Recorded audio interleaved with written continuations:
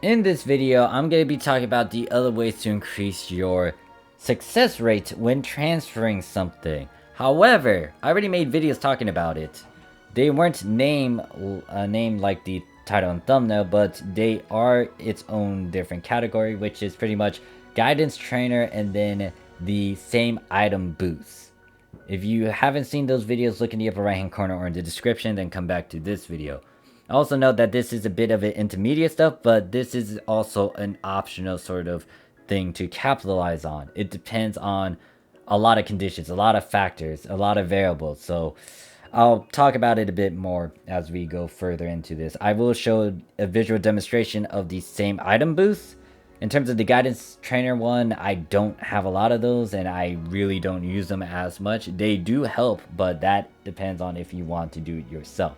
I find it more of a nuisance just because I have to actually get that certain ability, and then I also have to gamble with it and then try to get it onto my main piece, and then I got to manipulate it with all these other things that I may need to put onto it. So yeah, there's a way to actually increase your percent chance without having to use an ability booster. But guess what? If you use this and then you use that on top of it, you will have a slightly better chance. But here's my main thing about augmenting and affixing. If it's not at 100%, you're fucking gambling, period. It doesn't matter if it's at, I get it, it's a 95%, but here's the thing, that still has a 5% chance of failing, and Monica and Dudu can destroy you in that. There's times when I had like a 98% affix rate, and guess what? Monica and Dudu can destroy that as well. So if it's not at 100%, you're kind of fucked. But then even then, there were some stories, horror stories, where Monica and Dudu can still fail you at 100%.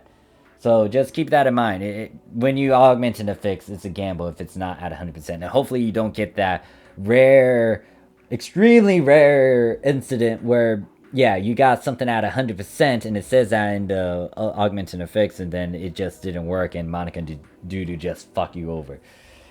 But yeah, this is optional. You don't have to do it. You need to watch those videos. If you're new to augmenting and affixing, I advise you to watch the Affixing 101 playlist to get into it. There will be certain videos that will emphasize on particular points and kind of give you a breakdown and understanding to the things that I might say. For example, if I talk about upslotting, guess what? There's that video you can watch talking about it. But yeah, let's get started. So in this video, I'm going to talk about Photonic Glare. Now, Photonic Glare is a particular ability you need so you can try to get Absolute Glare. Watch the Glare 101 video to get a bit of understanding of it, or you can watch the Absolute Glare making video, or the short video that I did on how to make Absolute Glare. But if I go over here and stare at Photonic Glare, now the reason why I'm going to the Visa phone and showing the price as well, I am on the Japanese PSO2 on ship 2. The reason why you want to do this is because the question overall is it worth it? Especially if you're trying to get a profit off of it. Now, in a sense, I can get a profit off of anything if I put my mind to it and if I see a bit of value to it. So, for example, if I look at this, you can see Photonic Glare is pretty much at a 3 slot, it's rough around 945,000. I can work with that. Because guess what? Back then, when Power 3s and Shoot 3s were at the 3 slots, they were going rough around 1 mil. However, when it comes to higher slots, you can see that it's still rough around 1 mil. Like a 5 slot over here is 1,365,000. So that's a bit extra. But the reason why it is roughly around 1 mil is because of the accessibility. You do need to make note of that. And yeah, this doesn't really talk about the particular thing I said in the title and thumbnail. If you want to get into that subject, look in the description for the time skip. But if I look at all these glares, now I'm going to Metro because that's the biggest one in terms of price. That's roughly around 20,000. But if I look at all these other glares, you'll know that they at a 3 slot, they're pretty cheap. So I already looked at the price beforehand. It's roughly around 100,000, 50,000 to 100,000 to get all the resources you need to try to make a Photonic Glare. And in terms of like small gains, that is something, because if you spend 150 to 50,000 to 100,000 to try to gamble for a piece that you can sell at 1,945,000, you can earn a decent profit. It's pretty much covering a good what is it? 3 to 5, maybe 6 daily orders. It's not a lot, but it's something. And it does stack if you can make multiple copies of these, or if you sell multiple copies of these photonic glares. The problem is, though, you gotta consider the competition, the market, and if someone is even going to buy that when they could most likely do the same thing that I mentioned. Go and buy them themselves and make it. It's not going to cost them as much. If they only get to spend 50,000 to 100, why would they want to buy a piece off of the market that's at 900,000 when they can, you know, try to gamble it themselves? There's a lot of things to know about when it comes to marketing augments and abilities and going about affixing and all that. That will be in its own separate video. But you do need to understand the basics and understand also the basics when it comes to marketing.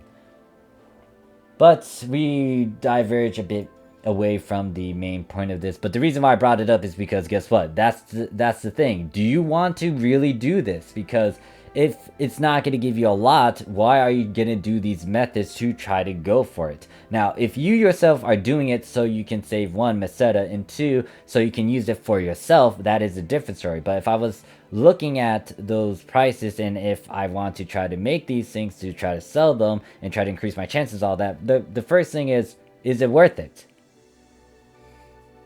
Now, personally for me, once again, I can work with a good chunk of things. I've done and worked with like some of these little prices as well. Honestly though, I wouldn't actually go out of my way to make them right now, just because the demand isn't high up there. And during a boost week, apparently it will have that sort of, you know, people will want to get it because there's a high demand for a lot of materials and things. But right now, nope, I wouldn't do that. So here's the thing. If I work with a regular piece, these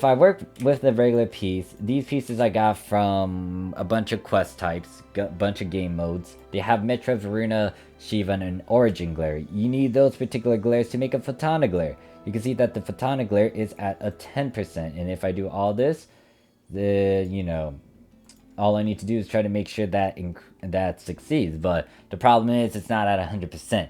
Even with a 30%, 40% booster, this is not going to hit 100%. It's going to hit like 40%, 50%.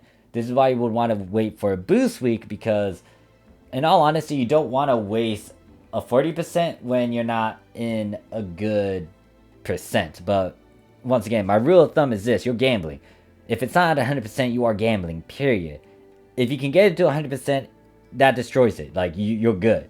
But once again, hopefully you don't get into the sticky situation of Monica and or Dudu fucking you over even at 100%. That is really rare. Really, really goddamn rare. Extremely rare. But yeah, if it's not at 100%, you're gambling, period. Because even at a 95%, that 5% chance might fuck you over and it's going to ruin your day. And you're going to have to rework everything. So yeah, I know I am gambling, so I would rather use as little resources, or I want to make sure that I don't use expensive resources to make this happen. Like, there's no point for me to try to use a 40% when it's going to be stuck at a 50% and pretty much it's a 50-50. It's going to work or it's not going to work. I'd rather use a 30% and gamble on that, but I'm not going to do that now. But do pay attention to that 10%. Now, when I try to do the same thing with a subcard, and a bunch of the other pieces I'm going to use in the formula are the same name, it's going to have a boost in a certain way, and you'll see it. You will see it. So, Varuna, Shiva, and where's Metra? No, Origin. Already got Metra, I think. So you can see I can make a Photonic Glare. It's supposed to be at a 10%, but guess what? That thing's at an 11%. It's a 1% increase. Now, that's not big at all. And in all honesty, because of that alone, this is why I don't actually put a lot of the glares onto a bunch of subcards and try to do this method. No, there's no point. Now, if I were trying to upslot something and try to get like a 2-slot glare, like a Metra Glare, into a 3-slot, different story. And I'll mention that when I go into the upslot portion. But if I were to go for a different sort of glare, let's say I want to try to transfer Origin, you can see that instead of a 30%, it got a 4% increase. And once again, it's due to the fact that they are all under the same name, the same rarity, the same unit. So if I were to, let's say, get Arcs Max, you can see that instead of a 40%, it is now 46. If I want to try to get a grade 2 instead of 80%, guess what? This thing is a whopping 92. And you might be confused to why. The reason being is because this is also a sub card. If I remember correctly, walls tend to boost. Well, it says right there, it just marginally boosts S defense. And as you can see, if I do like shoot resist, you see that's at a 60%, but with that, with all of them being the same item, it increased it to a 9. Like, it went from 60 to 69. I just realized what the damn number was. I was like, wait a second. But yeah, the problem, well, I'll mention all the pros and cons later. So another thing you can do is, let's say that I want to try to upslot. If I use a bunch of the same name items, here's the thing. Now, I did memorize my numbers in terms of upslots. When it comes to a 3-slot to a 4-slot, it will be, and if you only use junk abilities, all of them should be at a 70% with no boost whatsoever. However, because of this, guess what? It is pushed to an 80%. There's a 10% boost kicking in right now because of the fact you're using a bunch of sub AWOL A's. They are all in the same formula. Now, what happens if I do something like this though? Well, this is where it would destroy that boost. Instead of getting that extra 10%, you're not going to get a boost whatsoever. It is going to be at its, you know, upslot penalty, which is 3-slot to 4-slot, negative 30%. You're not getting a boost to that. So that means you gotta use a 30%. If I decide to use the method that I did with these sub cards, and if there was a boost week, for example, guess what? I would just need to use a 10%, because if this is already giving a 10% on top of that 70% to make it 80%, with a boost week, 10%, 15%, that can change that 85 into a 90 or 95. And then guess what? If I put a 10% on top of that, I have 100%. And now I just easily made a 3-slot to a 4-slot without having to deal with the normal percentage where I might be forced to use a 30% so I can make sure everything succeeds. If I want to though, I can just use a 10% now and just gamble with the 90%. But that is how you can use it to your advantage, especially when it comes to upslotting a bit. Because if they're the same items, then that can be good. But once again, there are certain situations where it's not going to help you and it's going to be a bit bad if you do such a thing.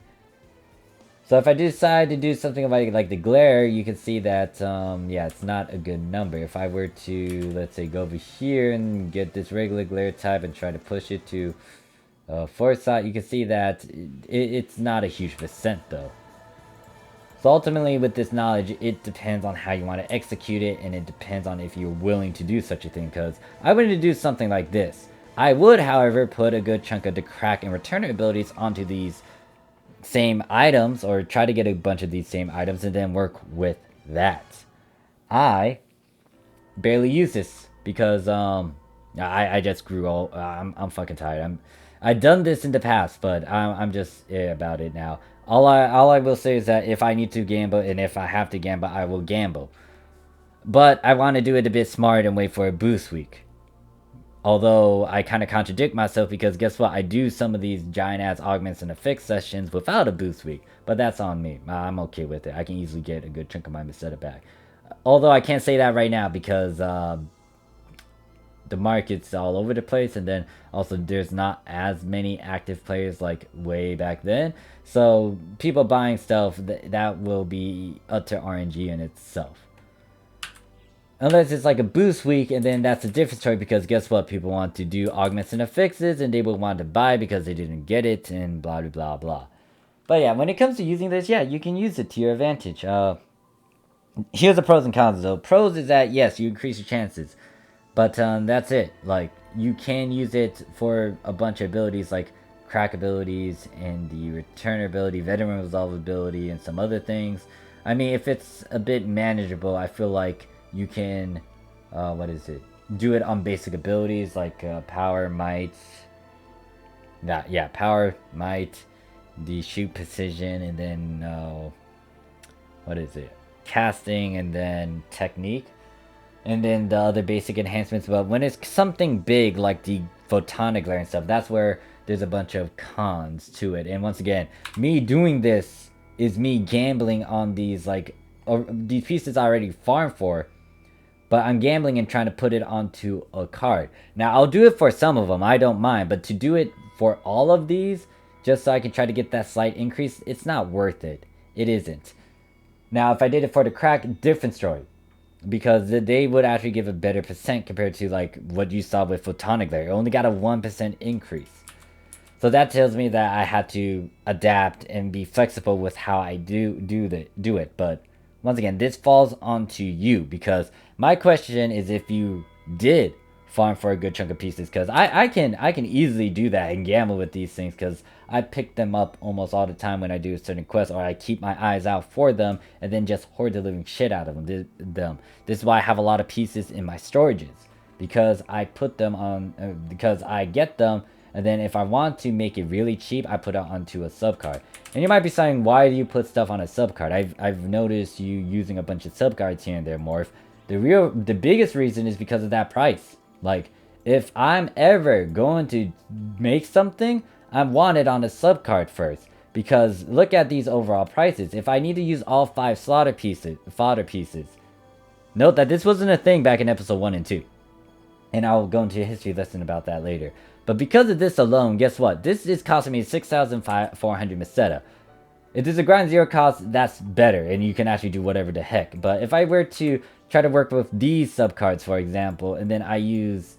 that's not a good one. I actually need to have something... Oh wait, no, there's a 10-star right there. So let's say I decide to use this 10-star that's at a 2 slot. You can see that using 5 pieces, I got that to 236,800. Now you might be saying that's only 236,800. Well, my question is, can you easily replenish that? Because, yeah, I could. Because I could pretty much sell a bunch of weapons, get a bunch of X cubes, and then trade those X cubes for grinders and sell those grinders. But can you do the same thing? If you can, great. But if I can prevent it, and if I want to just go the cheap route, which I can, and I'm able to do it because this is ingrained in me, like... You could spend that 230,000, but I'm just spending 6,400. So I actually have an edge against you. This is why I like using subcards, because they are fucking cheap as hell. Now, I'm not saying where you can get them, but I did hint at it indirectly in one of my old history videos. But yeah, like, this is something I've been doing, and something that you guys may want to do as well, especially if you do it, or if you try to make a profit off of the market. Because yeah, if I do make these things, note that I'm gonna be able to win any sort of competition unless I'm dealing with someone that actually does the same method as me. But I don't feel like, you know, destroying the fucking market just so I can get something to sell. Because in let's say there's a certain scenario where I'm trying to sell something. Let's say the photonic glare, for example. Let's say I'm trying to sell that unit piece for like, what is it, 900,000. Then this person decides to undercut me and go for 800,000. I'll be able to do an undercut war with them, and I'll make this thing really fucking cheap if need be. But do I really want to do that? In all honesty, no. I don't like playing an undercut war. Like, I'll put it down for cheap. Like, if I want to, I'll go 900,000 and that's it. If they decide to undercut me, so be it. I'll let it sit there on the market. It might appeal to someone. And if they notice what the subcard is too, they can try to get it as well, and then use more pieces to get that slight boost that I mentioned. Even though it didn't look nice, there's other abilities that would be able to capitalize on it. For Photonic Glare, though, apparently it did not. And for some other abilities as well. But anyways, that is it for this video. If you have any question, comment, concerns, put it down below. I know this is a lot to kind of digest, because this is, once again, intermediate stuff, and this is an optional thing. It's tedious. It is a bit annoying. And are you getting a lot out of it? That depends on whatever situation you're in. Personally, for me, I would always use these subcards, but would I actually stack these subcards like I did with these? Not really. With the crack, yes.